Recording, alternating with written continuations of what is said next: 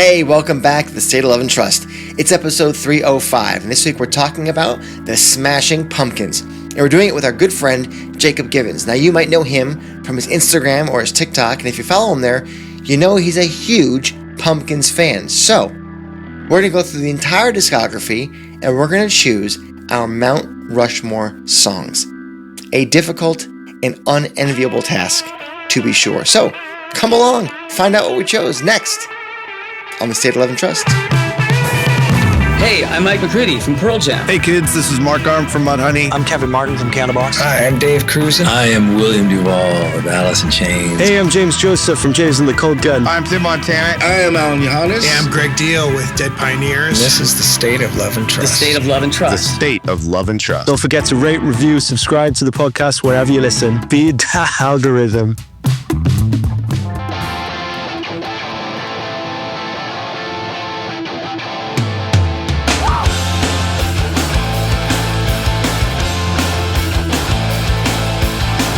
Welcome, everybody, to another episode of the State of Love and Trust podcast. I'm one of your two hosts, Jason Kerepesi, and alongside me, as always, is Paul Ghiglieri.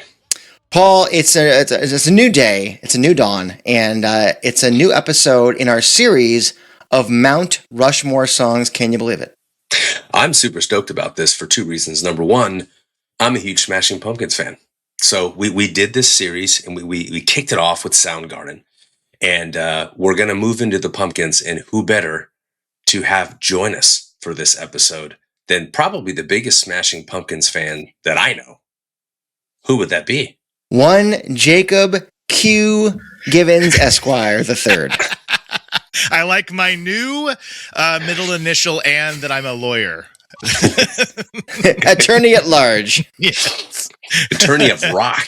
It is, yes. I am happy to be here. Thanks for having me back. And of course, you know, if pumpkins are being discussed, I pop around a corner. You know, it's like if it's like Homer coming out of the bushes. Yes. The other way. Yeah. What's Reverse the what's the thing where this is going to be the worst question of all time, but there's like a cartoon character or like a sitcom character where somebody says their name, they all of a sudden they pop in. What am I thinking of? Oh, so the one that came to mind, this is very dated reference. It was the Muppet movie, and it's every time somebody's talking to Kermit, they say it's a myth. And they go, what? And he goes, myth. And then throughout the film, the waitress keeps showing back up every time he says myth. So it's it starts in the restaurant and he goes, myth. And the lady goes, yes. And then they're out in the woods somewhere and he says it again. And the waitress comes from behind a tree and goes, yes. And so that was the reference that popped into my head. But it's a very old reference.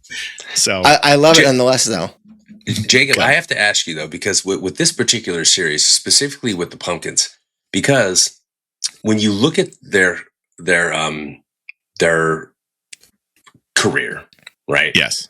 And the way that their catalog spans so many iterations and reinventions of who the Smashing Pumpkins are, I found this exercise to be very unique because you're trying to balance a lot of things when you're picking the Mount Rushmore, right? You're looking for like just four iconic songs, right? But you're thinking about things like cultural impact, like artistic ambition, I guess emotional identity, which obviously changes based on the era of the band that you're talking about.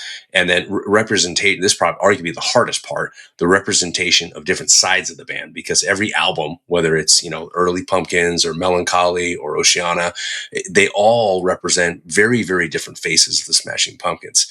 And if Billy wasn't singing, you could argue that it's not even the same band. Like if you had a different singer, you would never confuse any of the instrumentation and say there's no way that the same musicians were remotely associated with both albums, which I think is part of what makes the Pumpkins cool. But talk a little bit about what made this process challenging for you, if it was challenging at all.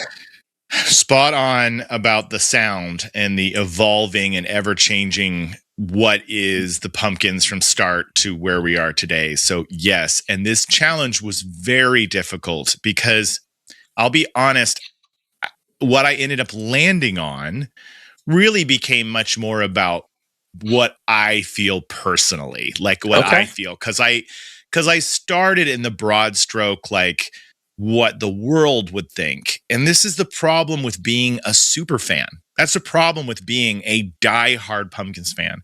I could come out and say the most popular song, the highest charting song, the one that everybody knows. You could grab somebody in Japan or another part of the world and play this song, and they probably heard it. I could go that way, but it's too difficult for me too, because what they mean for me and how I would invest into the monument. I would basically say, if I was going to commission this, I really got to stand strongly behind it, because if they put something up there that was just, they chose it because it was popular, I'd go, that's not fair though. That's not fair though, because there's a bigger story behind that song. There's a track 2, or there's a song that wasn't a single necessarily that deserves the recognition for being why they are worthy of this monument. So I hem and hawed like crazy, and where I landed was like, I think some people are going to be so annoyed with my answer. This is fantastic.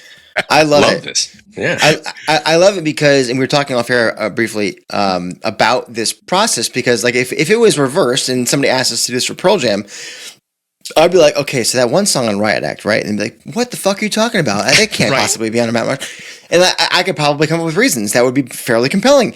And so you gotta think about, or I had to think about, I can't speak for everybody, but when you think about Mount Rushmore, and by the way, we're cheating because it's actually 5 songs and there's only 4 heads, but you know, pretty soon Trump will put his face up there anyway. So we'll call it 5. We'll just call it 5 for posterity.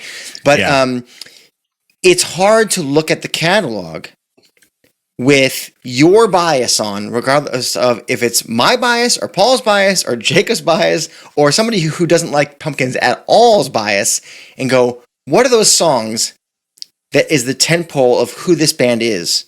And there's 34 years worth of material? Yeah. 5 I mean, it's years? massive. I mean, the band starts technically in 1988, but we're not seeing our first release until 91. So yeah, we're looking at 35 years. So, Jesus, that's a lot. Music. It's a lot of music, especially one of in the those last records 15. was a double album. So. Yes, and then Autumn is technically 3, so it's quite a catalog. Well, in the last 6 years alone, there's like 70 tracks. Yeah, he's incredibly prolific, and at this stage of his life, he's just writing more and more stuff all the time and putting it out. And you know, things are mixed reviews, but you can't argue that the guy tries something different and new and unique over and over again. That's why when I see a new Pumpkins album drop, I'm excited, because I legitimately do not know what I'm going to get. And I don't know. I love the way that Pearl Jam has kind of veered a little bit into that direction, where they're kind of expanding their musical horizons. But Billy, I mean, the Pumpkins have been doing that record to record. You know what I mean? And so you really got to enter with an open mind and a willingness to embrace just this expanse of ingenuity in sound. And I think that's what's so cool about the band. But B, it's what made this exercise borderline impossible.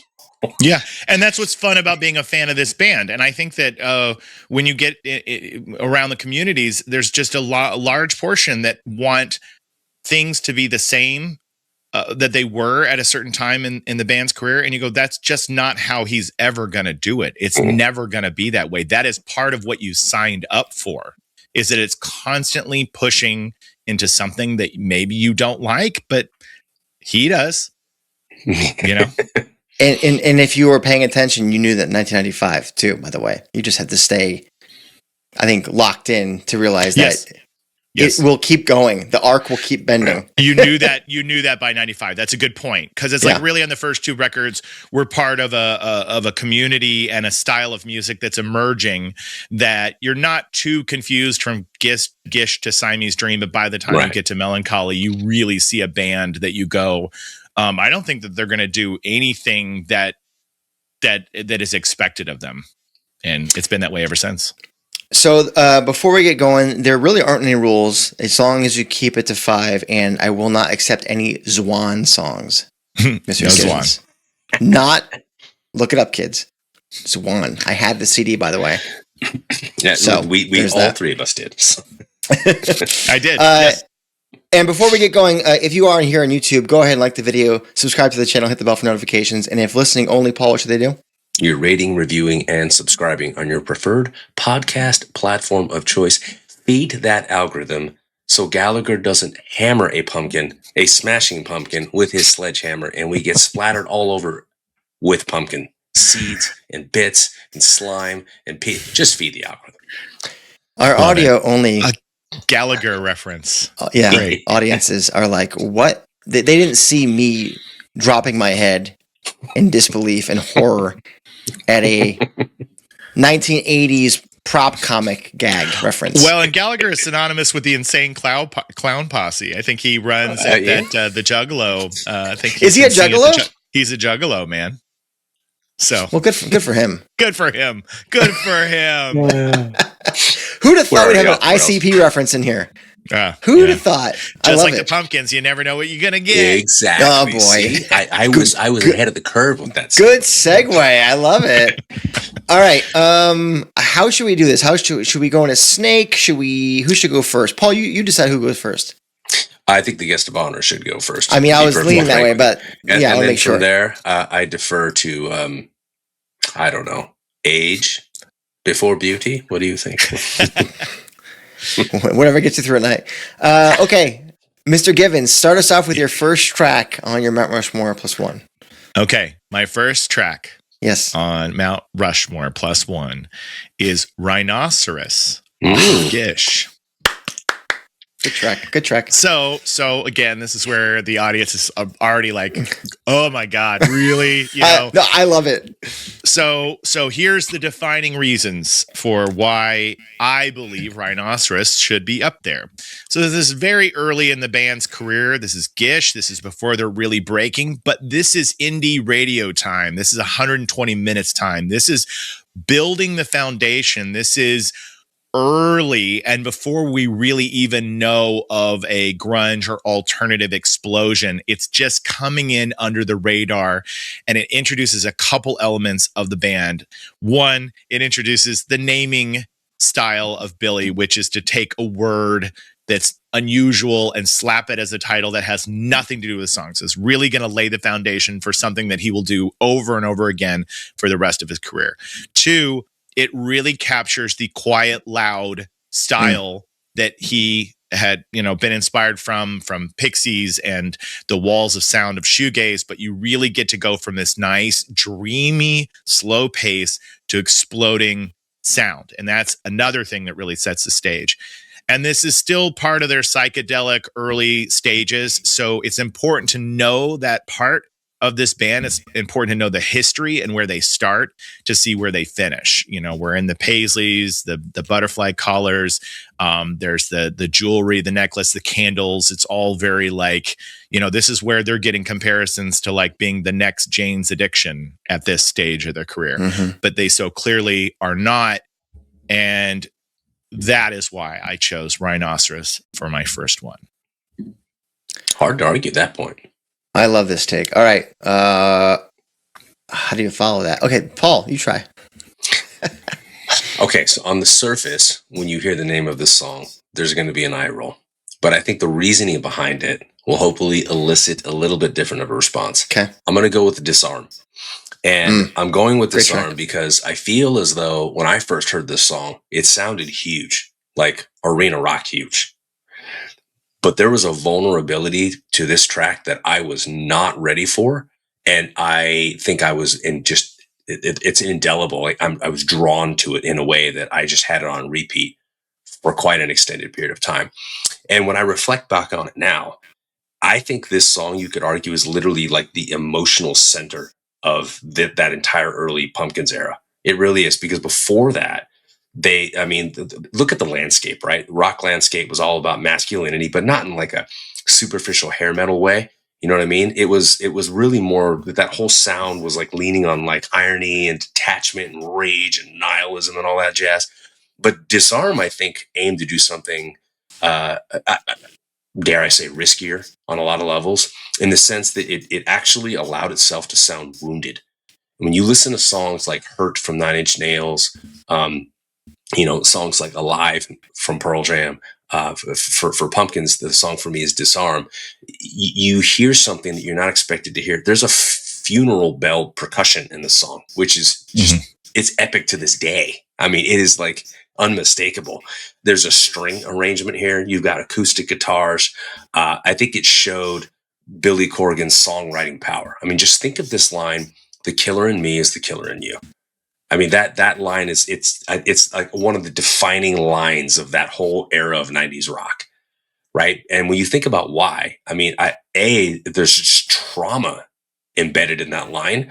But I think what really always stuck out to me about the line was like the element of blame. Because it wasn't like this explicitly outward direction, rage directed outward.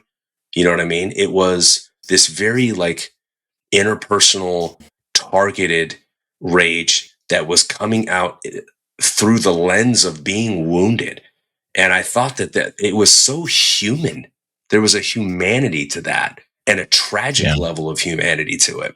And it was so universal that even me at a young age could somehow connect with that, despite like the sensationalism of the word choice, obviously. So I would argue that without this song, I think that, you could say that the band kind of, and not that it's quicksand, but they kind of like stay stuck in that like underground adjacent, like heavy rock scene.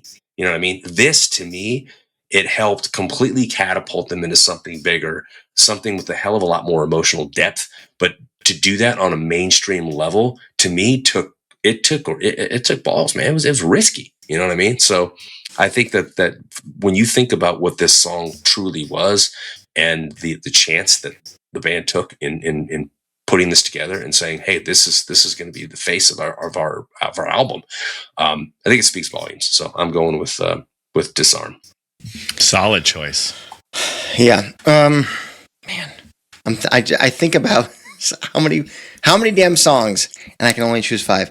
I'm not going to go in any kind of chronological order because I don't want to give away kind of where I'm going. But you mentioned Disarm, and so I have to mention one of the 5 that I have here, which is Today. Obvious choice. Obvious choice, everybody. Let's give him kudos for the obvious choice. There he is. I am not sure that this is the ultimate Pumpkin song.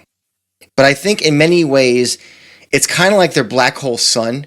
Like there's something beautiful and ominous at the same time. The dichotomy of the tranquil, the major key opening riff that came after the fact, after the demo was even written. I need to it was their breakthrough with. hit. I mean, yeah. Dream.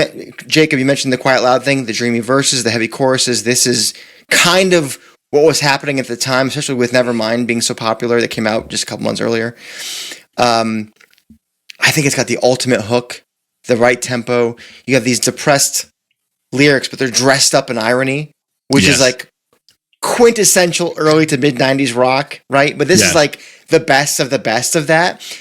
And I think its video also played a big role in the song's role in sending the Pumpkins like just into the stratosphere. And I think of how Jeremy did the same thing for Pearl Jam, right? Great song, video elevates it into a different class. And I know Cherub Rock and Disarm, Paul, were big hits off the record as well. And I know Disarm, it peaked higher in the charts than Today, but I don't think it necessarily does that on radio, if not for Today. I think Today sets the table in a lot of ways for that next jump up. I think there's something about Today that kind of that brought to the table, like in who it reached. I think there's this crossover appeal to like maybe a pop crowd. It could be the hook. It could be, the in the lyrics. The lyrics are probably so misunderstood. Much in the same way we talk about Even Flow being like cock rock, but it's about homelessness, guys. It's not. It's a serious song dressed up in just a wicked riff, and I feel like there's a Trojan horse quality to this song in a lot of ways. It's a gateway song to a whole other world they weren't going to access. Even with Disarm, as good as Disarm is, Today was almost a necessary evil to hey, hi, we're over here, and we're going to fuck with your mind. It's going to be amazing. And I think that, because for me, seeing that video, listening to that song on the radio at the time, being like, oh, this is a cool song. And then it took me a little bit of maturing to go, oh, shit. this is much more complex than people probably give it credit for. And for that, it has to be on the Mount Rushmore. Great choices, guys. And I agree with all of them. This is the hardest part about being a Smashing Pumpkins super fan. I'm like, I would go visit that Rushmore. Yeah. I would commission that as well. And so it's tricky to, as I hear both of you guys talk about them, and I'm already kicking myself. I'm looking at my list and I'm going, everybody's going to be so like, Jacob, these choices are insane. But as I went down, and I also had the Todays and the Disarms and all these songs, I just had to keep going back to I had to keep going back to, I guess I can't help but see myself in them. And I'm glad you did. Like, does anybody watching or listening want to hear all three of us talk about Disarm? Probably not. Yeah. And I think that with you guys, with Pearl Jam, it's like when you're invested in that much into an artist, it's really hard to do anything but to talk about how you're linked so deeply to it, and that happens. So anyway, I'm glad it's going to be interesting. It's going to be an interesting run. This is why you're here, Jacob, because we're going to get to levels. We're going to have there'll be like 9 people. They'll have a whole baseball team on the damn mountain. Yeah, I think so. All right, so we're into our second choices here. What do you got, Jacob? Okay, I'm going to justify it. I promise. Okay. Drown. I love this choice. Go, do it. Choice. Okay. Yes.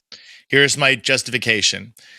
Being on a film soundtrack, single soundtrack, you have this complete, dark horse on this soundtrack that's full of everybody who's in the Pacific Northwest. Just, they're all coming from the Seattle music scene. They're all connected to what's happening there. And then you have this last track on there, this band from Chicago that ends the record with however 9 minutes of feedback and noise. 8:17, 4 of which is feedback. Yes, this is the point. This is where childhood Jacob became the Smashing Pumpkins fan. This was the moment. I got that soundtrack. This is before Siamese Dream. And I hear that song and I'm like, I want this in my life forever. And I'm smitten. I'm over the moon for this. But I feel like that is such a culturally important moment because laying this. So first we started with Rhinoceros, which is this, where we began the origin story of this band. And then we go to this. This is where we're going to really push into, while this music explosion is happening, we're going to be the band that's going to give you this incredibly long song that's filled with nuance and also showing everybody in an era where guitar soloing has become kind of frowned upon in all the music. It's like, don't solo. What are we, 80s hair bands? You know what I mean? It's like no virtuosos, none of that. And it was like to have an artist, a skilled guitarist like Billy Corgan, and in lockstep with quite possibly one of the greatest drummers of all time, Jimmy Chamberlain, and to just show what they are capable of doing together. I feel like Drown was the way that they said, we are here. And it was what prepared me for how madly in love I would fall with Siamese Dream. So Drown for me is a emotional journey. It's unfortunate that the long version isn't readily available for a lot of people. I don't think it's on streamers. So you have to find, a way to get a hold of the CD, or maybe somebody's uploaded it to YouTube, because really the only way my head hears Drown is with that long ending. And it's unfortunate because for a lot of people today, and maybe that's also why I want to put it on there, is that I want everybody to have that version. I don't want the truncated radio version. The version that's on Mount Rushmore is the long, full single soundtrack version. And that's why I chose it. Unabridged for life, Jacob. Unabridged for life. That's a great Guns N' Roses song. Don't steal it, Axl. I love this choice, dude. I really do. I remember, I feel like we've talked about this single soundtrack before, if just in hanging out, but yeah, I love it because I think, well, you think about, first of all, they wanted it to be the third single off of the soundtrack. Yeah. And the label was like, well, they're not an epic artist, so we can't do that. Yeah. And Billy was crushed. And I think they put it out as a commercial single anyways. Yeah. And it was still a big radio hit because of that in mid 92. So for me, thinking about the connection between Gish and Siamese Dream, this kind of proved their bona fides. Yes. It was the bridge song between those two worlds. It is 100% so I love this the choice. bridge song. Yay. Okay, Yay. Paul. Okay, I want you to go back to when Metallica played with the San Francisco Symphony. I love it. I'm with you. Here, I know where we're going.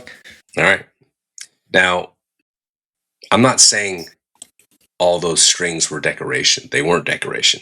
But I think that playing with the symphony, it elevated those songs in a way to like they were there to make the song sound epic. Mm-hmm. And they did. Mission accomplished. When Smashing Pumpkins released Tonight, I thought it was like the most ambitious, like grandest thing I'd ever heard from a rock band ever. And it when you think about why though, like the orchestration that went into that production, it's not there to make the song sound epic. It's literally structural to the song itself. You cannot strip that away from the song. It literally falls apart.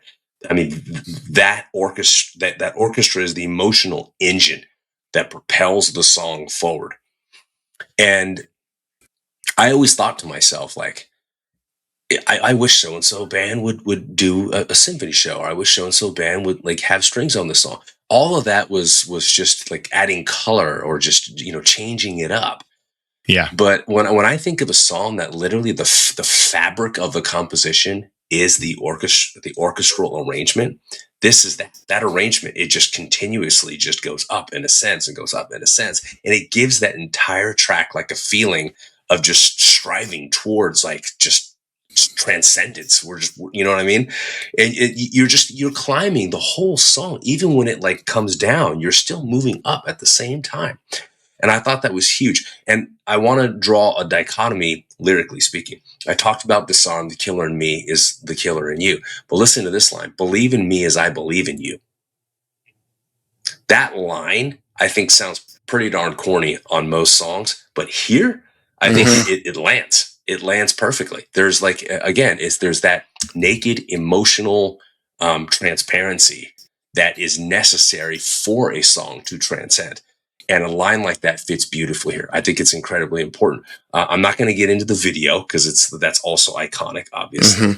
But there's just something about a song that's like, just classically put together, and a song that's just reaching for redemption. And I think it is a natural progression. It's the other side of Disarm on a lot of levels, thematically and structurally. And so I think, once again, when I heard this, I thought to myself, is there anything this band is not capable of? And if they try it, am I naive to think they're not going to stick the landing? Right. So tonight for me. No notes at all. Paul, I'm not going to even try to hide the fact that this is also one of my songs. I'm just going to kind of carry on as a part two. You'll get. I don't take umbrage with that. I would be.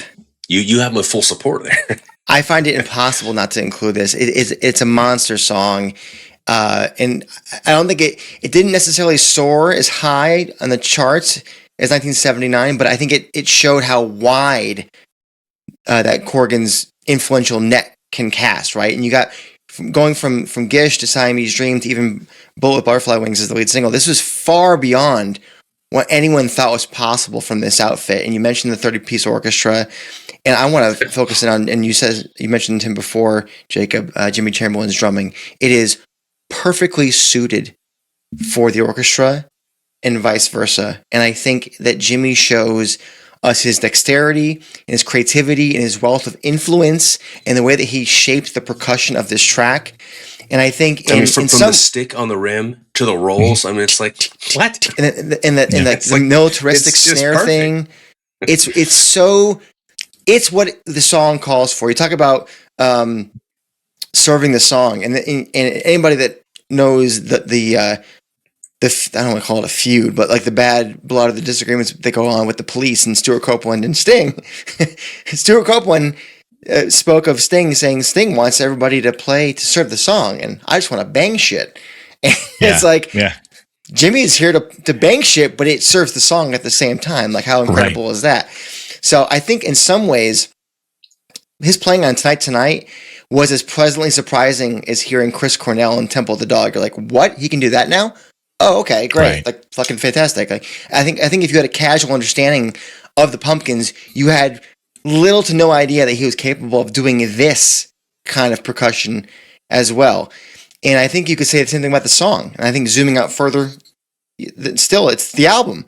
So Tonight is so important musically, but lyrically, and you mentioned that lyric there, Paul. I think so much of Billy's lyrics focus on his struggles. You know, he was suicidal, depressed for long periods of time, and that shone through on a lot of his lyrics. So to hear him sing in such a positive way, to uplift himself, and by extension anyone else, you know, feeling low and feeling beaten and feeling depressed, like they're not good enough. Think of how huge this is. It's huge. 2.5 albums in, we're getting this from Billy. And then I think you have the orchestral dynamics of the song. They really help kind of lift up those lyrics, kind of like a hurricane or a tornado. It's like, wound, do you know what I mean? Yeah. There is something physical about this track. And I think it's I feel like I'm being obvious at the same time, but it's a massive, massive marker in the catalog. And I think it was something else to show the range of the band. And I think more specifically, Billy's breadth of his songwriting genius, which we would see later on in many different ways, because we spoke about the different facets of his songwriting. But you didn't know then. You just had 2 albums in the rear view to pose as reference points. So this is like, here we go. Gentlemen, of course we came together on this one, because this was my third choice. Outstanding. So this is what was so funny, is I was like, if there was ever a Smashing Pumpkins song that you can universally just say, no matter what, when looking at Melancholy and looking in this era of the band, I had to go with Tonight.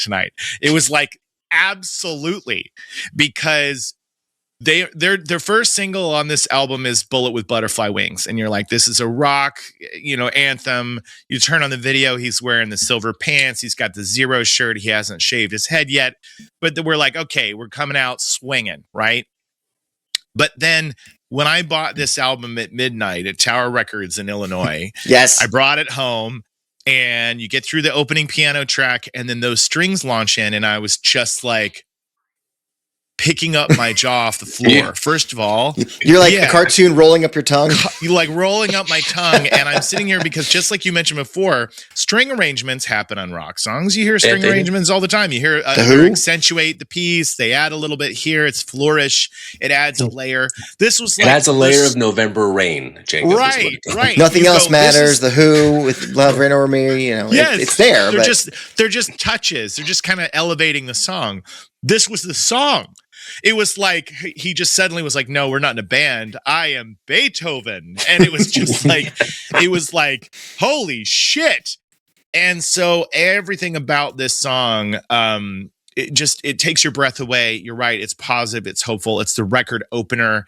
And, there's a reason why he was able to even dream up this notion of a symphonic experience from this. This is what really sets that in motion. And even the art and the aesthetic. We've left the Siamese Dream era. Now we're into this kind of gothic turn of the century Victorian style. And it's in the art, it's in the style, and everything about this song. There was a Drumeo episode. I don't know if you guys watch that Drumeo on YouTube at all.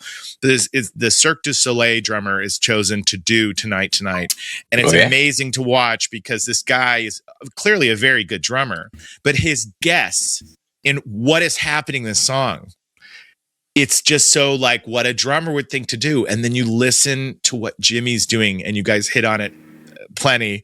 But I had to say again, when you watch this, you really forget what a phenom to be rolling on a snare constantly as we're just in the regular part of a song. You know what I mean? It's not like this isn't a fill. We're just gonna the whole chorus just go. Like, you know what it is, nothing. Jacob? Huh? You know what it is? What? It's a Phillip. It's a proper It's not Phil. It's a Philip. I'll show myself out. You know what? You're a dad. You're allowed to get away with that. I love a good dad joke. So no, I love it. I apologize, everybody. Just Gallagher and bad dad jokes tonight. Huh? We shall now refer to those as Phillips. It is a beautiful song. It's an amazing song. It's a timeless song. You could show it at any generation and you'd say, this is really a wonderful, incredible piece of music. So when here we are, my Rushmore, this is the one where when you were like, well, it's more, I mean, look, 1979 is obviously like the one that gets risen from this era as the top, but I'd say it's Tonight. And I love the fact that all three of us had it. I love it at the same time too, which is just amazing. So perfect. By the way, I don't know if you saw this, but Billy told Rick Beato, who I think is a fantastic human, that I do too. He and James Iha played it once, and then they played it again. And they go to their producer, Floyd. All right, we're good. And Floyd was like, I need more takes. We only have 2. Like, no, that was it. 2 takes. Wow. Done. Wow. Tonight. Guitar work. Yeah. Flood. Is it Flood? Flood. What did I say? Floyd? Yeah. Floyd. Yeah. Sorry. Sorry, I didn't mean to actually you. No, please. I need to be corrected. Lest the comments do it for me. Flood. Yeah, producer Flood. Anyways. But yeah, that's amazing. 2 times and they were done. 2 times. Holy hell. That's it. Yeah. Okay, Mr. Ghiglieri, you're on your third choice now. Well, I mean, Jacob did such a good job of explaining, I think, the essence of melancholy. And I think when you do melancholy, it would be the easiest thing in the world for a band to say, we got to make more melancholy. Yeah. Yeah. They didn't do that though. Instead, they were like, no, we're going to get sensual. We're going to go electronic. And you know what? We're going to get nasty. We're going to get hostile. And Ava Adore is a song that it's one of my favorite Pumpkin songs of all time. When that percussion hits, I mean, it hits a nerve in me. I hear that and I'm just like, oh man. It's like, I mean, you are just like pounding the steering wheel when you're driving, you know? And I think it announced in that moment immediately on a lot of levels that this band is it's not like a nostalgia act. Like we are not going backwards. You know what I mean? You thought we went somewhere unique and different with that Gothic Victorian. We're leaning into an entirely brand new direction. Yeah. It had that like Crow feel to it. You know what I mean? Mm-hmm. It's like a pounding program beat. It's like you get these like processed textures and like these whispered vocals and that whole Gothic atmosphere, but taken to a whole nother dark realm, man. Yeah. And I think that it is important on a lot of levels, mostly because when I think about like 90s alternative bands, we're just like kind of like collapsing that defining sound in a lot of ways. But this to me showed that the Pumpkins were basically, rather than like calcifying what they were doing to the point where they just became like a derivative, they were like, no, we are going to mutate. Yes. And that's what this was. It was like literally like if you took those artistic elements, Jacob, that you talked about, and you mutated them with like some Marvel gene, Ava Adore would come out. Yes. And it's like a dark, twisted nightmare of an album, you know? But I also think on a lot of levels, I think that the emotional extremity for Billy Corgan was huge, mostly because, you know, when you think about a lot of Smashing Pumpkin songs, there's this like balance of sadness and beauty. And everything we've talked about does that beautifully. This was different. This was like weaponized obsession. I mean, it's just like, and it's harsh, man. Like it's the kind of song where you're like, can I play this for my kids? Yeah. Yeah. Can I do You'll that? always be my whore. You're kind of going like, I don't know, man. In you, I see dirty. I mean, I'm looking at some of these lyrics right now. Like it's just like, it's seductive, but it's like, there's like, I mean, like dependency and like obsession, like I was saying, there's a cruelty to it. You know what I mean? Mm-hmm. Yeah, definitely. So anyway, I just, to me, this was just, there's so many contradictions in the song and I love it. But the production to me, I had not heard this. It was like years ahead of where the rock landscape was at the time. That like we were not there, man. And then this song just drops and it's like, this like, I'm a big Stabbing Westward fan. I loved industrial rock and all that kind of stuff, but that stuff wasn't on the level of where like Pumpkins was, obviously. And like for them to do this like industrial percussion and all the like electronic sequencing and just like there was a glam quality to it. You know what I mean? And it was dark, dude. It was dark. I don't know. I mean, Marilyn Manson's like the only thing that's remotely equivalent, but it's nowhere near like what this production was trying to achieve. Yeah. And it was like, I knew a buddy of mine who was a big Pumpkins fan. They hated this song. I was like, why do you hate this? He goes, there's not a single guitar on it. Like, right. That's right. that's okay though. You know what I mean? So anyway, I'm going with Ava Dor. Great choice. I have a song I want to mention that didn't crack my 5, although maybe I should have made it crack the 5. That, to your point about industrial, I'm going to talk about when we're done because I think it deserves a mention. Sure. I am going to stay in 1995. I feel compelled to. I'll be the guy that's on the nose, and I will say 1979. I think I have to say that because Billy said it. Billy said that this song, 1979, is the most personally important song on Melancholy and the Infinite Sadness. So I find it hard to leave it off of this list purely for that. But I agree. I think I don't blame you. You can't talk about this band without this song being in the running. It's so difficult, and I know some of you out there are. Even though Jacob thinks that you're not with him, you're with him, and you're like, "Yep, Ava Dor too. Yep, that makes a lot of sense." I'll be the guy. I'll be the anti-hero. If you're watching this because you like Smashing Pumpkins, you listen to this song a lot. Yes, you do. And you're fooling yourself if you're saying, "No, I wasn't into this." Yes, you were. Yes, you were. I think everybody was. It was. I mean, listen. It was huge. Obviously, it fed off of the wave that Bullet for Butterfly Wings created, but it rode it very well. And I think if you look at the charts, there's a lot of single digits when it comes to the charts in this song, including number 1 on the U.S. mainstream and alternative Billboard charts. And I want to think about that for a second. Number 1, mainstream U.S. chart, rock chart, and U.S. alternative rock chart at the same time. That's how you know you have an incredible song if you're living the dream in both worlds. Yeah. You've gone supernova at that point. You've gone supernova. You're popular on the alternative scene and the mainstream scene. It's like 2 different tracks. The nerds and the jocks both love you, and the kids in the grassy knoll. Like you've completed the trifecta at that point. Yeah. So I think that's a hit. And by the way, if we're thinking about how different this song sounds as well as its precursor to a lot of what we get later, I think remember Ava Dor. You mentioned this. You know, they say that the songs of our youth, especially of our adolescence and our teenage years, they stick with us, right? Mm-hmm. I think they almost form who we are in many ways, if not reveal ourselves. They become us. They become avatars for our personality and our character. And Jacob, you and I were talking about this a little bit before we got started. You're right, man. We're sitting here talking about it 30 years later. Yes. Totally. I mean, totally. It's literally a song about Billy saying goodbye to that era of his life. Mm-hmm. You know, something that he says he couldn't have done earlier because he didn't know how to say it. Right. And he matured. And he realized how he could say it. And he put a bow on that part of his life. I don't know if you guys recall the most recent Metallica record, 72 Seasons. It's literally James Hetfield putting a bow on his 18-year-old self. The man is 60 years old. It took him that long to figure that out. So it can be difficult.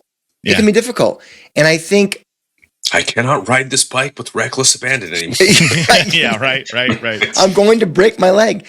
Right. I think this song, after deeper reflection for this show, personally, has shown me how truly powerful this song is. So, like, the fact that I'm recognizing the levels in my 40s, I think about what it's done for the millions of people out there our age between then and now.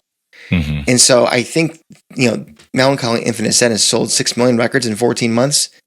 This is a massive reason why, with multitudes of levels as to the reasons why that is. I can't argue with that, man. It's an incredible song. I know I'm obvious, but Yeah, no. Look, we got that. That's why we're a good blend here, because you represent. Not everybody is going to feel the same way I do because they haven't spent every waking moment of their lives digesting this band's music. A ridiculous amount of hours listening to a ridiculous amount of hours cuts. in time, right? And so 1979 can speak to everyone, and it is a song that you could show a 15-year-old now. I think that they could easily be swept up into what that song represents very quickly. And you know what's wild, before I let you get into your fourth choice here, is in the same Rick Beato interview, Rick asks him, well, what do you make of bands that have to write music in the TikTok age and the social media age?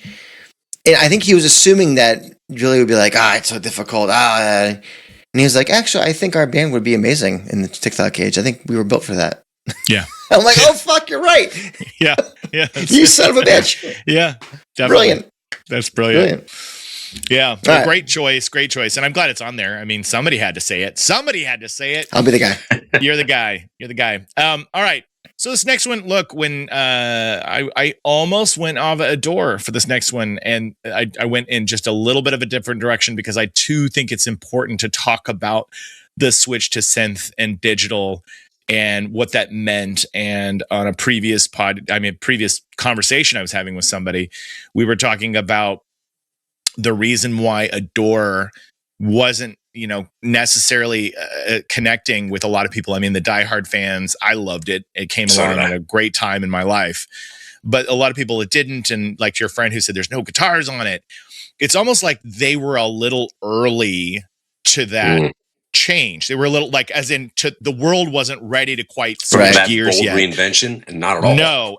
And if it had maybe arrived in 2000, might have been a different story, because everybody gets a little bit older. Everybody's entering different phases, and the world is beginning to shift into what is kind of allowed and even a year, Jacob, when The Fragile came out.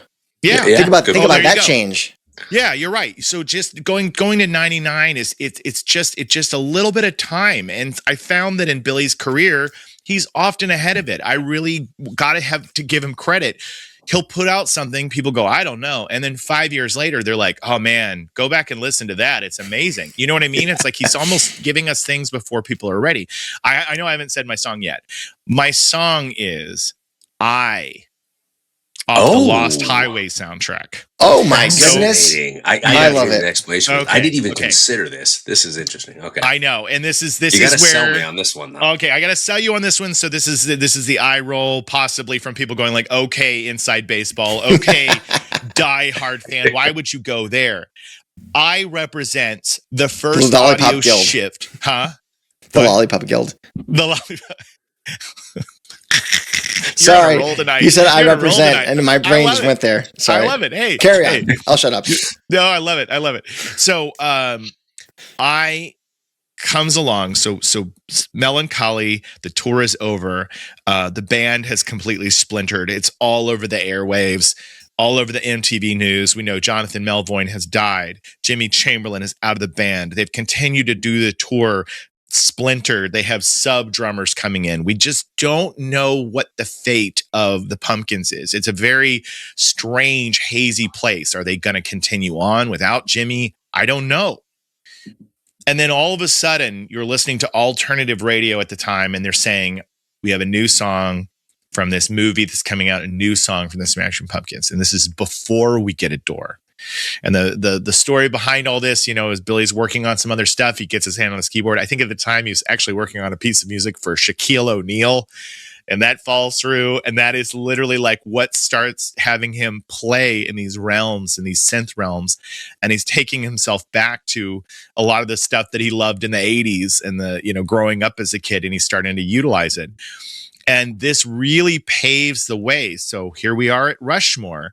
I'm going, the foundation, where we began, the bursting on the scene, then the largest monument of all, that you go, this band is capable of anything, and look at it. And here we are, and we go, this is a shift to say, like you said in Adore, I don't know what to expect from this band. This was the moment where I listened I was in the car as they aired it, and I was going, What? I did not know. And the thing about I is it starts with this very simple, just drum, like keyboard patch drum, very basic. But as it builds and that digital choir is going da da da da da da da da da, it's getting bigger and bigger. This is industrial, gothic. There's elements of Nine Inch Nails in there. This is getting really, really big and broad and dark, and I feel like is opening the door to Oz. And opening the door to like, That's awesome. What are we about to experience from this band? And so it's also linked to David Lynch film, and that has its own. I won't even get into that, but it just for me had to be, even though it's not a big hit, even though it's somewhat of a deep cut, it was the door that led us to Ava Adore. Wow, that's like cool. I had never looked at it that way. All right. Well, I'm glad it's perfectly framed. Good. All right, Paul, your fourth choice. Well, all three of us have got to be that guy at least once in this exercise. Let's do it. There's a song in the catalog that to me was like just a stick of dynamite when I heard it. And when I think about it, and I reflect back on it now, it was like cultural detonation though, because it completely blew up like the fabric of what I thought, like, grunge or alternative rock was supposed to be. I'm listening to Melancholy, and I'm enjoying, Tonight and Thumbelina and all these like really interesting, just soundscapes. And then I hear the world is a vampire. Boom, boom, boom, boom, boom, boom. And if you said to anybody, the world is a vampire, the first thought that goes through that person's head, if they were born early enough to have heard this song, is boom, boom, boom, boom, boom. Yeah, totally. They're just there. I think it's one of the most defining riffs of the 90s. And it's coupled with, despite all my rage, I'm still just a rat in a cage. One of the most iconic lines of the 90s. And I think when you consider like the magnitude of this line, like that line escaped the song entirely. Like totally. There are songs and they have lines and they're very well insulated and they fit neatly in that box. This song was like, I am the butterfly, goodbye. Mm-hmm. I am the butterfly with bullet wings and I am gone. Not the bullet with butterfly wings. It is the butterfly with bullet wings, because it shoots off into a completely different stratosphere to the point where you could have never even heard of this band back then. And if you utter that line, despite all my rage, somebody will finish that line for you. Yeah. A rat in a cage? Yeah. How do you know that line? I don't know. Who doesn't know that line? Who said that? Nietzsche? Yeah. Right. No, actually. Totally. Yeah. In the dictionary under angst, I think it says, despite all my rage, I'm still just a rat in a cage. Yeah. And I thought what was really cool about that line, when you think about it, though, is that like early grunge, you know what I mean? Like it was very rebellious, man. Like we talk about like songs off 10, like songs like Leash and Porch and early Soundgarden, Nirvana. It's very, very rebellious. But what was unique about Bullet with Butterfly Wings is, especially when you watch the video, it's a hole. And there's just muddy, like inmates just like falling on top of each other like it's Armageddon. And it's just like, it sounds trapped, man. It does not sound like we're rebelling against anything other than like this disillusionment with everything that is going on. Like we thought we were building something and now we're like, wait a minute, what is this? This like the youth culture that it's like this explosion into something we don't even understand. And now we're trapped in it. Wow. And I when you think about like what to me, this song was like a crowning inflection point in that era of music. Mm-hmm. It is like so much bigger than just a hit off of Melancholy.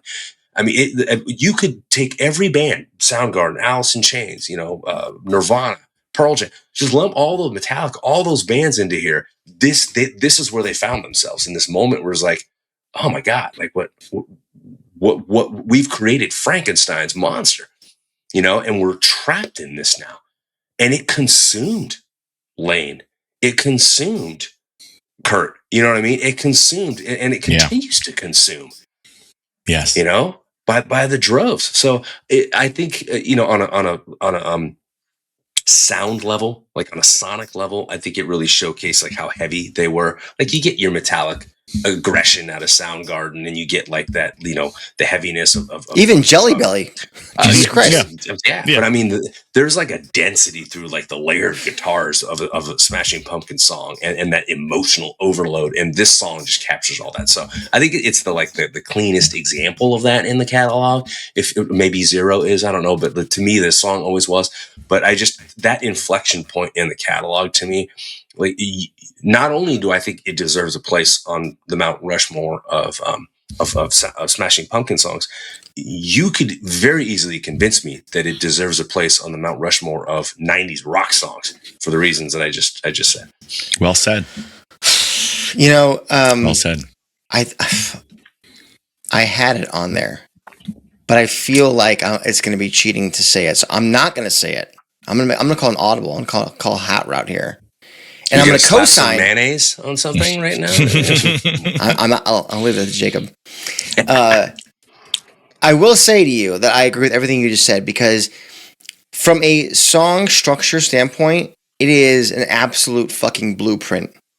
The opening hook. I mean, what did I feel like Stone Gossard has said this. If you can hook somebody in the first 10, actually, maybe it was Ed Sheeran. How am I confusing those two? Who knows? It's the wine. Similar. In the wine. First 5 seconds, the song had all of us. Yeah. That's what I'm saying. You grab somebody in that first 5-10 seconds. By the throat. That's where the song had. Yes. Yeah. And then it has all the elements architecturally that you would want in a rock song: the heavy loud, the hooky chorus line that you can't get out of your head. But to go deeper, as you were there, Paul, this is a bridge song between Gen X and millennials. The rage that Gen X felt in the early 90s, that was encapsulated so well by the Pumpkins to a degree, but probably bigger was the Black Album, Soundgarden, Nirvana, Pearl Jam, James. Yeah. Like, those were the guys really like nailing that thing. Yeah. And if you swing over to the back half of the decade, it's Korn, it's Limp Bizkit. Mm-hmm. There's a different kind of rage from a different, darker place, I would imagine. Yeah. Well, actually, both places are dark, but they're just different parts ways, different interpretations. Ways. Exactly. Yeah. And this sits in the middle, and I feel like it's the song that's like shaking both sides' hands and saying, "Yes, you guys will understand." And you will also understand, and I am here to help you understand. And this is. I mean, it's fantastic. I think that's a good point. A good point. So you guys had the same choice? I'm gonna say something else. Okay. I really want to co-sign that. What's the audible though? Is the audible to another song or a different reason for the song? Okay. A different song. Okay. So I'm just going to co-sign yours, and I'm quasi cheating, but guess what? I get to cheat because it's my show. I sign on both you guys. I think Bullet with Butterfly Wings deserves his place in the Rushmore. I want a Rushmore of 80 songs. Okay. Yeah. I'm gonna. Paul and I will share one head for ours. Okay. But I am going to say the song that I mentioned earlier that I was not going to say, which is "The End is the Beginning is the End." Ooh, oh, cool. Going Batman and Robin. Batman and Robin soundtrack. You're talking about Alador, and I think this kind of gets you part of the way there. Mm-hmm.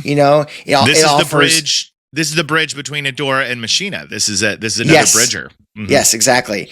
And I think that it has the Pumpkins' core identity, and it has an apocalyptic scope, and it's the industrial aggression, and I feel like it's super fucking focused because it's a soundtrack song, kind of in the same way that Drown was. It was able to have its own little spotlight. Hey, this is a Pumpkin song.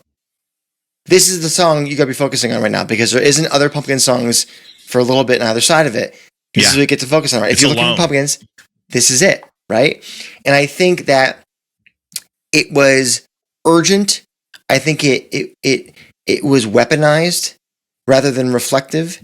And I love the duality of "The End is the Beginning is the end. I think it encapsulates this theme that the band has of destruction and birth. And I think it feels very cinematic. Obviously, it's for a movie, but I think there's a massiveness to it, but it also remains very tight and focused and propulsive. And I think there's balls to say we're going to put this kind of song on a soundtrack for a major popcorn movie, because no one had any fucking idea what Singles was going to be. No, right. That soundtrack didn't do a goddamn thing for 14 months until Pearl Jam became a main thing. And they're like, oh, by the way, we got this. And then Epic re-released it and put out Hunger Strike. And then it became a thing, right? Right. So I think it functions both as an outlier sonically, but it is artistically a keystone for me of the discography. And I feel like it gets lost in the shuffle. It does get lost in the shuffle. Yeah. But it's been one of my... It's been sitting in my iTunes under Pumpkins as long as I've had iTunes. And not many songs or albums have that distinction. Right. And I don't even know how old my MP3 of this is. It's probably some garbage, like 192 kilobit per second, like shitty quality version that I nicked off of Napster back in the day. That's how old this song is for me. LimeWire download. Exactly. So like, I've got history with the song because I realized then at the moment, like, this is something a little bit different, something a little bit special. And I feel like it's been this bridge, and I mentioned bridge a number of times, but it's been this bridge moment in their catalog, and I love it. It's great. And it's also a song of two faces, because you have both the end is the beginning is the end, and then the beginning is the end is the beginning, because you have the song for the film it's the fast up-tempo rock song, and then he took the same melody, the same chorus, and slowed it down to that like trip hop beat, like really, really like whoa. And that thing gets its own life when they do the Watchmen. They run the trailer with that version, and everybody's like, when did the Smashing Pumpkins release this song? So it's like a really cool song that has two different legs, two different directions to it. So I think it's a great choice. There we go. I think we're on our final track now, boys, right? We're on final this track. Is it. And so I'm glad that in coming into Mount Rushmore, when you gave me 4, there's a reason why I made this number 5. There's a reason why I kind of did it as the bonus, if you will. It's a little extension, because I think I'm taking some liberties in doing it, but I don't care. I'm gonna do it. And for those of you who know me are going to be unsurprised by this, but I have good justification. I have good justification, because this isn't about Jacob's favorite songs. This isn't about, yes, you are correct. This isn't about it being on the Rushmore because it's my favorite song. It is my favorite song. Mayonnaise. I have good justification for it being on Mount Rushmore as my 5th spot, which is, look, somewhere along the way in the early 2020s, this song got a new breath of life blown into it. I'm not going to take full credit for it, but in 2021, I did make a video, and I'm sure a lot of other people, are aware of how amazing the song is. But when I made that video and it got to the Pumpkins and it got the views, and it got a lot of views, it started more and more, that song began to pop up for teenagers on social media. They were discovering this band on a song that was never a single. It was never an official release off of Siamese Dream from that time, but it was always my favorite song, and me and many others shining a light on it caused it to have this renaissance, this resurgence, where 15-year-olds on TikTok are like, my favorite band is the Smashing Pumpkins, and my favorite song is Mayonnaise. And you're like, wow. So much so that the band officially releases it as a single in 2023 because of this phenomenon. Now, Billy has his own misgivings about how people feel about Mayonnaise. I know that there's some frustrations because it's a song that he wrote entirely, and James added some elements to it, just little elements that oftentimes people state and claim that, oh, James wrote this in, and that's frustrating. for the man who wrote the bulk of the song. So I'm sure he has a lot of mixed feelings about its popularity. But for me and for so many others, this song for me represents everything that the Pumpkins is for me. So it has to be on the Mount Rushmore. It's something that I would stand by. And if I only had a moment to show you one Pumpkins song before you go, I would put this one on, because I would say, I need you to hear the dynamics of the soft to the loud. I need you to hear how he took an instrument and made it squeal at you, and yet it's beautiful. I need you to hear a song that's heavy, but you can slow dance to it. I need you to see something that feels nostalgic and romantic and wistful and forlorn, and all of those feelings wrapped into one that really isolates 1993.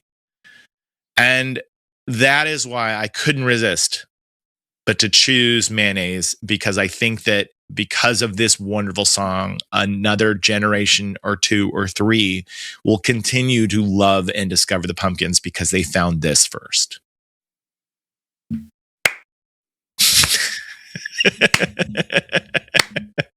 Are slow claps not cool yet on TikTok? No. I love it. Thank you.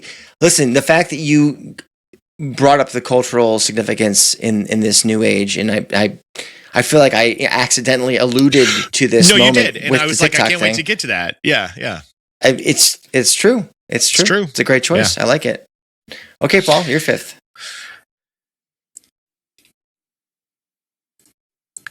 Are you muted? I think you're muted. Wait. You're muted. Paul's muted. There you go. Well, if I'm being honest with you, the first song that I had to complete this Mount Rushmore was 1979, and I still, there's no argument for me on why and how that completes the monument. And then I thought, well, how about Porcelain of the Vast Oceans? It's like sprawling artistic. No, we're not going there. We're not going to. We're not going there. Even though I think it would be fun to go there, we're not going to go there. But I have to say, where I landed was Mayonnaise. And I really? landed there for very different reasons than Jacob did. But I landed there and I thought, well, I'm going to be the only one that picks Mayonnaise. And I am not the only one that picks Mayonnaise. How dare you, sir? The dastardly deed. I challenge you to a duel. Oh, that's fantastic. All right, so why Mayonnaise?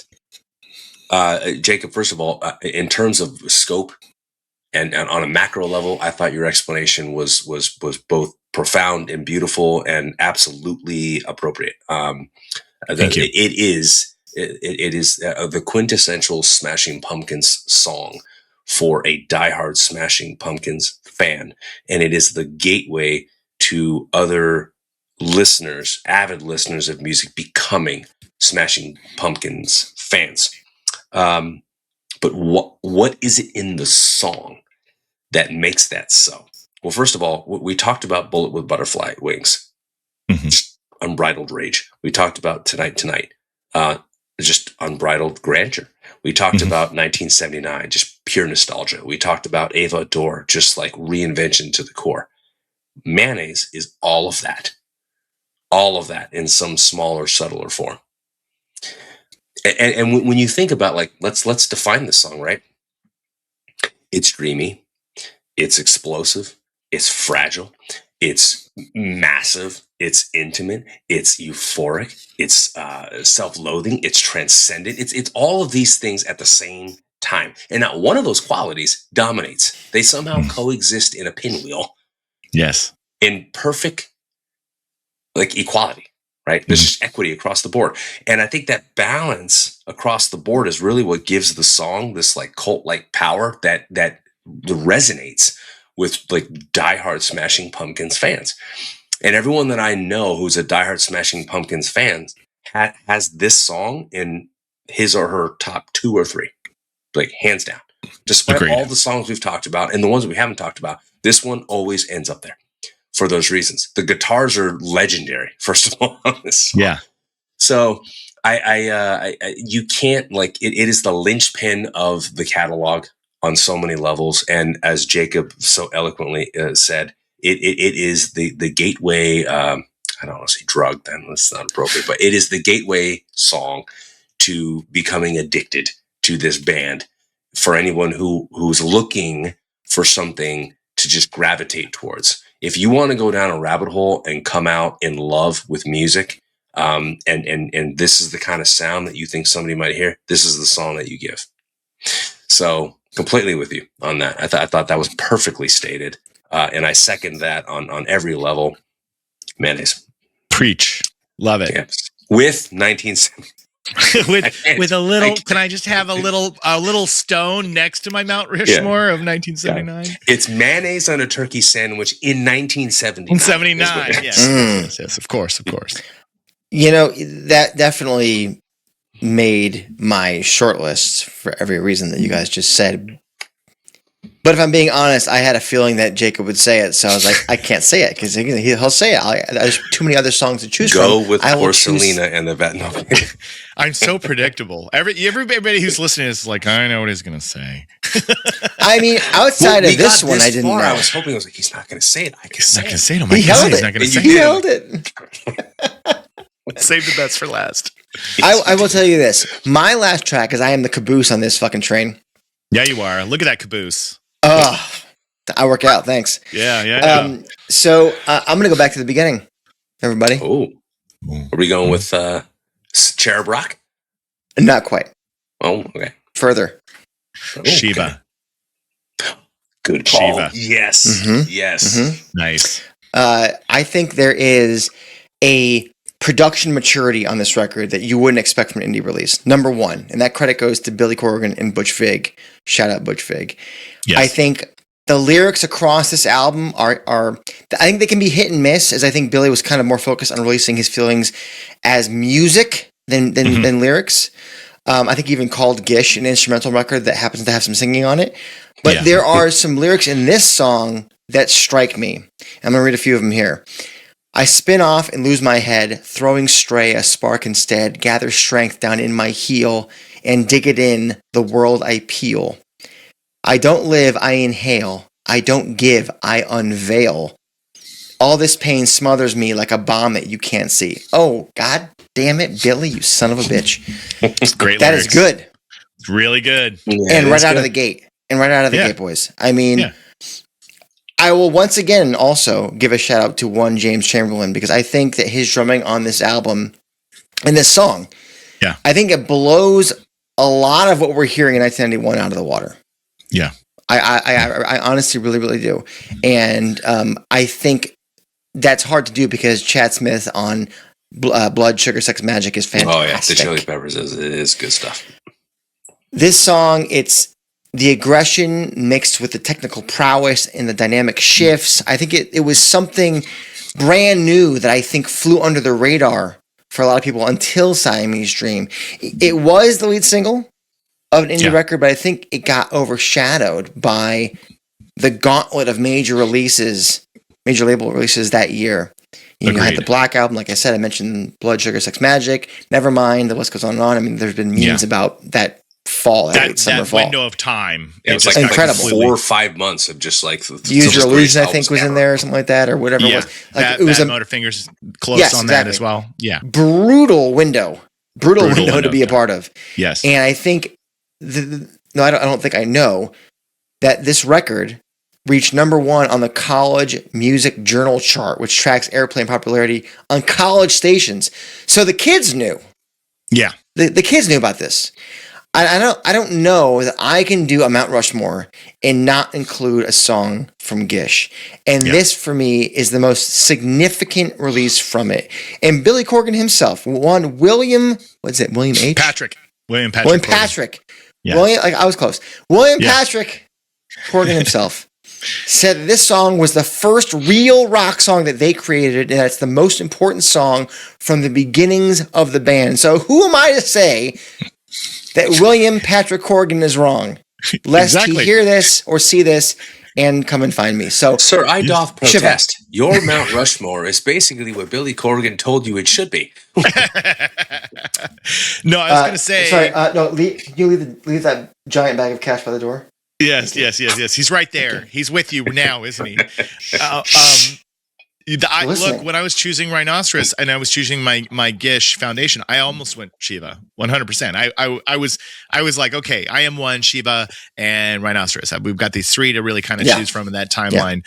Yeah. And all really great reasons that you just gave. And I agree. I love that song. It's an incredible song. So well done.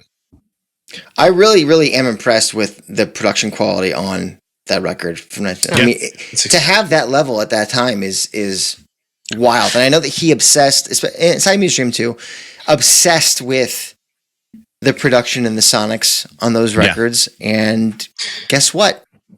It worked. Geniuses tend to know what they're doing. Yeah. I want to add an addendum to this conversation. Please. Pretty much all of our picks were localized to a specific era. I should say like a epoch, which is a combination of eras in the band's catalog. Yeah, I want to go I want to go beyond that. So just choose one song, post the door that we could choose. So for me, we talked a little bit about this off air. Right. I'm going Celestials off Oceana. I think that album is vastly underrated. All right. And I just think that song is it's exceptional. I just love the way it builds. There's this epic guitars. I can go on and on and on, but I just, for those who are listening that are thinking, okay, but what have they done recently? There's got to be more that we can give listeners and viewers. Jacob? Okay. I am trying to think. I'm going to probably go with because this is a tough question to throw at me, but I'm going to say on the cuff. Sorry. I know. No, it's okay. It's okay. I'm looking to the whole thing. I feel like I now. wanted to do something I want to do something off of Zeitgeist. Just because. Oh. What was the big hit off that one? I was going to, Doomsday Clock off of Zeitgeist. That or Seven Shades of Black or even Tarantula, which was the other big hit. Oh, I love that one. But there's a lot of good ones. I'm gonna go Doomsday Clock. Just because they never cease to amaze me, and all the releases that have come. I love Autumn, and I love Agori Morime, and there is some beautiful stuff off of Seer that I like. I really loved Silvery Sometimes off of the Shiny and Oh So Bright. Silvery Sometimes was a great return. I'm gonna go with Doomsday Clock, something that's later era. I will say, purely for the feeling of hearing the first, like I mentioned, the first 5-10 seconds is so clutch, and I mentioned hooks, and so when I think of that, and I think of kind of doing this business and kind of feeling in the mood, I'm gonna say Beguiled. Cool. Yeah. All right. Yeah. Nice. It's a great song. That's a groovy tune, man, and it just has that kind of that to me. It feels like a combination of the worlds, where it feels very modern Billy, very modern Smashing Pumpkins, but then I'm gonna give you this one riff as the backbone of the song that's gonna make you think about. So it's like I feel like it spans a lot of eras for them, and probably why he chose it as a single. But, yeah. So you could have some mayonnaise and you don't have to stop at a door, is what we're saying. This is fantastic. Exactly. I thought you were gonna make a dad joke, and I was waiting for it. I was preparing myself. And the reason why why I chose in my Rushmore is I think I just haven't had enough time. Look, the way you digest music when you're a teenager into your 20s, that time is so significant. I think they've done studies that when you're at a specific age, there is a year that they can link specifically when you absorb the music the most. And I think my year was 1994 when I looked at this little study. But the way that I consume music now, once I'm older, married, children, family, life, work, I just don't have enough of the space, the real estate to give it the rooms they deserve in this house up here. If they don't, it's a little crowded up there. And so when you're building the Rushmore, you have these massive monoliths to lay out in front of you because you know them.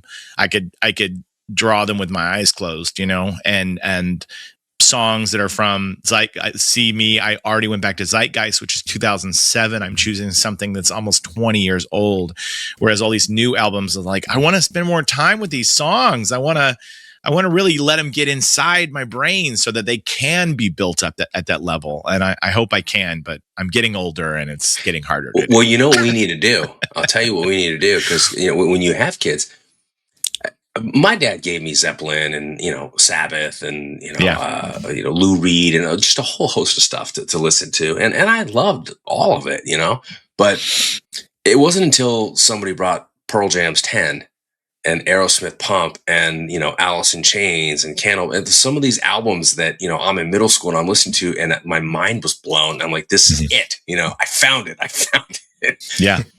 When you have kids that are, so my daughter's, she's going to turn 12 this year, and I'm thinking to myself, okay, I can spoon feed her Pumpkins and Pearl Jam and all the stuff I love, and she's into it, she's digging it, but she's not going to find it the way I found it, because the cultural zeitgeist is just different. You got to be sneakier, Paul. You got to be sneakier. Well, no, true, but I'm still going to spoon feed that. You got to put the pill in the peanut butter and be like, hey, check out this sandwich. But what I'm also doing is I am very incognito investigating what is out there today. Yeah. Because she's going to have that same experience, right? She'll have her 1994. Yeah. And how amazing would it be for her to say, I'll never forget when my dad played this song for me. Yeah. Yeah. It's true. And you don't know. You just don't know. You know what I mean? And I think that as older listeners of music, in the same way our parents were those people once, they want to give you their 94. Right. And we can love it, but it's not ours. Yeah. And we had to find ours. And I think this generation of young, avid listeners of music need to find theirs. And that's what I love so much about Ohana Fest, is that it's not just it's not like 90s nostalgia weekend. Yes, you'll have epic bands, but you're going to have newer acts too. And those acts deserve your ear. And I think that there's a responsibility as a lover of music to not just keep going back down the same well. You got to go on and, I'm not saying you got to turn on, the Billboard Top 100 radio all the time, but at the very least, go onto iTunes and be like, what is trending? What just got released? Just there is still good music instead of screwing around on your phone and just go explore. You got to. I tell people that people, some folks, even in our Discord, will be like, I don't listen to any new music. None of it's good, and they go, we're missing out. It's just harder to 15 find. 15 years, some great music is coming. It's just harder to find. We did well said. It is hard to find. A 2016, soundtracking the year. It's a new series we started, but we just pull a year out and say, what are the albums that Jason, define the year for us? I love the stuff that I put in there and that you put in there. None of it was Pearl Jam. None of it was. Well, we didn't have an album that year, but there's so many good. My point. So much good music coming out now. It just requires work. You have to do work. It's you did it when you were 16. You've just forgotten. You know what I mean? It's a different way of doing it, though. You've just forgotten that there's time and energy to be put into any kind of thing that you love, and you're not going to just it's not going to fall in your lap. You're going to have to actively pursue it, and you will find amazing things. To your point, Jacob, you were saying. And I had the song "Don't Dream It's Over" in my head when you said I have a crowded house, and you pointed at your totally. But we don't have as much time to invest in seeking things out. So when we're talking to audiences out there who are of our age, in the 40s, possibly the 50s or older, yes, we have less time to investigate and go through the algorithms, if I can speak correctly. Sorry, again, the wine, and find the new music. But guess what? It's out there, and we've had some of it on the show, and my Instagram starts shoving stuff in my face, and I'm like, oh, what's that? Oh, what's that? Oh, what's that? Yeah. And if you're open, that's on you. You got to be open to it. If you're not open to it, I can't help you. Yeah. But if you want to find more of the kinds of music that you love, it's out there. It's out there. Well, I have to say, for those of you who are watching and listening and we're humming along with, Don't Dream It's Over, why don't you go investigate Private Universe by Crowded House, the acoustic version specifically. That's a haunting tune, and that'll just blow your mind. See, that's what I'm saying. Sometimes even old wells can be new wells. That's right. I love it. You guys, this was so fun. This was such a fun exercise. That sounds like a byline for a Hinge profile. Old wells can be new wells. Oh my God. Oh, dudes. I've lost it. Dudes. Jacob. You've lost it. Yeah. We've lost it. We've done it. Thank you for staying with us as the train went completely off the rails. We appreciate you descending into the depths with us. No surprise with the caboose over here. The caboose coming in. Toot, toot. Toot, toot. No, I had a great time, guys, and it was fun, and it was really great to see what your choices were and how we had overlap, but it was uniquely each of our experiences brought us to where we were. It was awesome. Well, I'm curious what the people out there in the internet and podcasting land have to say. So get into the comments wherever you speak to us or listen to the pod or watch the pod and comment your 5, I know it's 5, Mount Rushmore tracks from the Smashing Pumpkins. Yes. And we will continue the conversation there. If you adore, pun intended, this show, we have links below to help us out. We've got t-shirts like the one I'm wearing right now, and we've got Patreon and a lovely community over there to talk more music with. And otherwise, if you want to do the cool, easy, free thing, that is to like the video, subscribe to the channel, and hit the bell for notifications here on YouTube. That's my line. Hold on, I'm getting to your goddamn line. That was for the YouTubers. For the fucking audio-only people, earmuffs, Paul, at an hour and 29 minutes in, go ahead. They should rate, review, and subscribe on their preferred podcast platform of choice. Feed that algorithm so you do not slip slowly into melancholy and infinite sadness. Well said. Yeah. Well said. I adore that. I was waiting to just jump the shark. We've jumped. It's just perfect. Tonight has been amazing. You guys are less than 0. I feel as young as I did in 1979. Okay. Okay. Let's exclamation point. We're out. And we're out. And that's good night. And until next week, you've been listening to or watching The State of Love and Trust.